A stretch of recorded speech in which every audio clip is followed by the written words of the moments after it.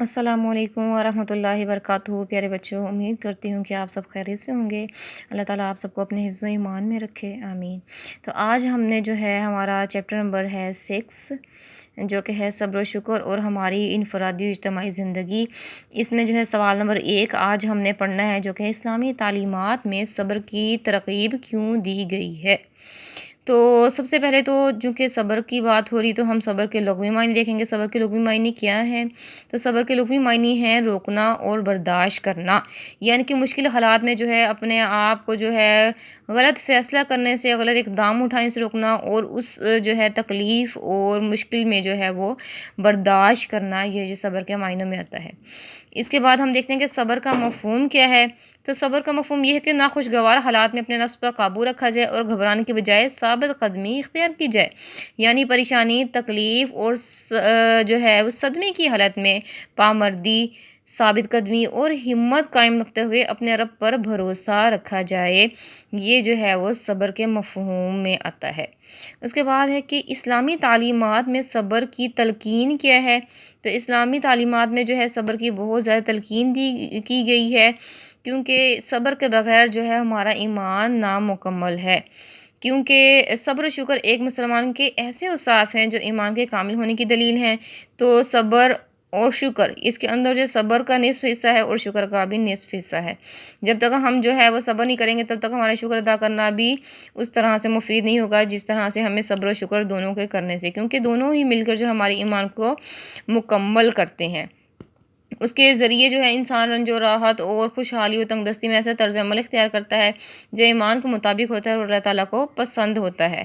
یعنی کہ جو زندگی میں حالات پیش آتے ہیں، کبھی خوشگوار ہوتے ہیں اور کبھی جو ہے ہماری جو ہے وہ خواہش نفس کے خلاف ہوتے ہیں، تو ان دونوں صورتوں میں ایک مومن کو جو مثبت رویہ اختیار کرنا چاہیے وہ کیا ہے؟ صبر و شکر کا ہی رویہ ہے، اور اسی کے ذریعے سے جو ہے ہم اپنے رب کو راضی کر سکتے ہیں، یعنی کہ صبر ہماری زندگی میں بہت ہی اہم ہے۔ اور اسی طرح سے نبی پاک صلی اللہ علیہ وسلم نے بھی فرمایا کہ دیکھو صبر جو ہے وہ کوشش کی چابی ہے، یعنی کہ ہمارے لیے جو ہے وہ راستے کھول دیتی ہے، یعنی کہ ہمارے لیے فراوانیاں ہو جاتی ہیں اگر ہم صبر کریں گے۔ اسی طرح سے جو ہے نبی پاک صلی اللہ علیہ وسلم نے فرمایا کہ صبر روشنی ہے، اور ایک اور حدیث میں فرمایا صبر میری چادر اور جنت کے خزانوں میں سے ایک خزانہ ہے، اگر ہم اختیار کریں گے تو اس کے اتنے فضائل ہیں، اتنی جو فضیلتیں نبی پاک صلی اللہ علیہ وسلم نے فرما دی۔ اسی طرح سے دیکھیں بے صبری بربادی و تباہی کا موجب ہے۔ اگر ہم کیا کرتے ہیں کہ جب مشکل حالات پیش آئیں تو اس میں صبر نہ کریں تو پھر کیا ہو جاتا ہے کہ ہمارے لیے بربادی و تباہی کے جو راستے کھل جاتے ہیں، کیونکہ جو ہے مسلمانوں کی اجتماعی زندگی میں بھی صبر کے بہت سارے جو ہے نتائج سامنے آتے ہیں۔ تو جیسے کہ قوموں پر جب کوئی مصیبت یا برا وقت آتا ہے تو اس کا جو ہے مقابلہ صرف ہمت والے اور صبر والے ہی جو ہے کر سکتے ہیں۔ اگر وہ جو ان حالات میں جو بدنظمی اور افراتفری اور مایوسی کا مظاہرہ کریں گے تو قومیں تباہ و برباد ہو جائیں گی، وہ کبھی بھی جو ہے وہ کامیاب نہیں ہو سکیں گی، اور ان کا جو ہے وہ مصائب کا جو سامنا وہی قوم کر سکتی ہیں جو کیا کرتی ہیں، جو اللہ تعالیٰ کے احکامات کے اوپر عمل کرتی ہیں۔ اور جب وہ اس طرح سے صبر کا مظاہرہ کرتی ہیں تو نہ صرف اللہ تعالیٰ کی ہاں ان کی عزت بنتی ہے بلکہ عالمی برادری میں بھی انہیں جو ایک باعزت مقام حاصل ہوتا ہے، اور اللہ تعالیٰ کی جو ہے وہ تائید و نصرت بھی انہی کو ملتی ہے۔ یعنی کہ اگر ہم صبر کا مظاہرہ کریں گے تبھی ہم بربادی اور تباہی سے بچ سکیں گے، ورنہ تباہی اور بربادی ہمارا مقدر بن جائے گی۔ اب صبر کرنے کا پھل کیا ہے؟ صبر کرتے ہیں تو اللہ تعالیٰ اس پہ ہمیں بہت سارے انعامات سے بھی نوازتے ہیں، جیسے کہ اللہ تعالیٰ نے فرمایا ان اللہ مع الصابرین، کہ بے شک اللہ تعالیٰ جو ہے وہ صبر کرنے والوں کے ساتھ ہیں۔ دیکھیں دنیا میں جتنے بھی ساتھ ہیں، جتنے بھی جو ہیں وہ سارے کے سارے ایک محدود وقت پر ہیں، ایک محدود وقت تک آپ کے ساتھ ہیں۔ جب آپ کی روح جو ہے اس جسم سے پرواز کر جائے گی تو سارے کے سارے جو ساتھ ہیں وہ چھوٹ جائیں گے۔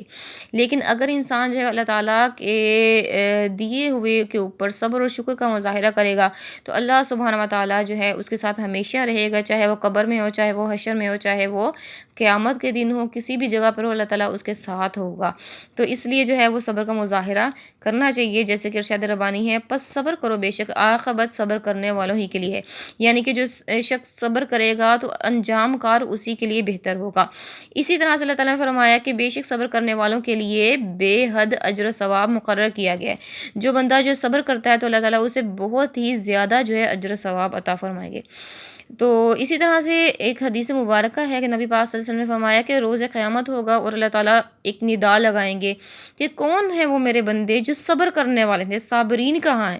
تو وہ سارے کے سارے باہر آ جائیں گے، ایک سائڈ پہ ہو جائیں گے، تو اللہ تعالیٰ کہیں گے جاؤ آج تم بغیر حساب کتاب کے جنت میں چل جاؤ، کیونکہ تم دنیا میں صبر کا مظاہرہ کیا کرتے تھے۔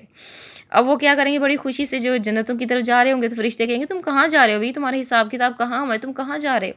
تو وہ کہیں گے دیکھو ہمارا حساب کتاب نہیں لینا اللہ تعالیٰ نے ہمیں ڈائریکٹ جنت میں بھیج دیا ہے، کیونکہ ہم دنیا میں جو ہے وہ صبر کا مظاہرہ کرنے والے تھے۔ سبحان اللہ، دیکھیں کس قدر فضیلت ہے صابر کی، کہ جس کا حساب کتاب یعنی کہ جس کے لیے میزان بھی نہیں قائم ہوگا، اور بغیر میزان قائم کیے اللہ تعالیٰ اسے اس صبر کرنے کی وجہ سے جنت میں داخل کر دیں گے۔ اسی طرح سے اللہ تعالیٰ نے جو ہے وہ ہمیں حکم دیا ہے کہ یا ایھا الذین آمنوا استعینوا بالصبر والصلاۃ، کہ اے وہ لوگوں جو ایمان لائے ہو اللہ تعالیٰ سے جو ہے وہ مدد طلب کرو، کس طرح سے؟ صبر اور نماز کے ساتھ، یعنی کہ صبر جو ہے اس کو لازم پکڑنا چاہیے، اس کے بغیر جو ہمارا ایمان مکمل نہیں ہوتا، اس کے بغیر جو ہے ہماری جو ہمارے اوپر جو اللہ تعالیٰ کی نوازشیں ہیں دنیا اور آخرت میں، اس کے ہم مستحق نہیں بنیں گے۔ اسی طرح سے دنیا و آخرت میں کامیابی اگر ہم چاہتے ہیں تو اس کے لیے ہمیں بہت ضروری ہے کہ ہم جو ہے وہ صبر کریں، جیسا کہ ابھی ہم نے ان آیات کی روشنی میں دیکھا کہ صبر کرنا ہمارے لیے کس حد تک ضروری ہے۔ اسی طرح نیز خلاصہ کلام یہ ہے کہ اگر ہم چاہتے ہیں کہ دنیا اور آخرت میں ہم فلاح و کامیابی پالیں اور اللہ تعالیٰ کے حضور جو ہے وہ ایک باعزت مقام پالیں اور جنتوں میں بغیر حساب کتاب کے داخل ہو جائیں، تو ہمیں چاہیے کہ ہم صبر کا دامن کبھی بھی نہ چھوڑیں اور اللہ کے دیے ہوئے کے اوپر راضی ہو جائیں۔ جزاکم اللہ خیر، السلام علیکم ورحمۃ اللہ وبرکاتہ۔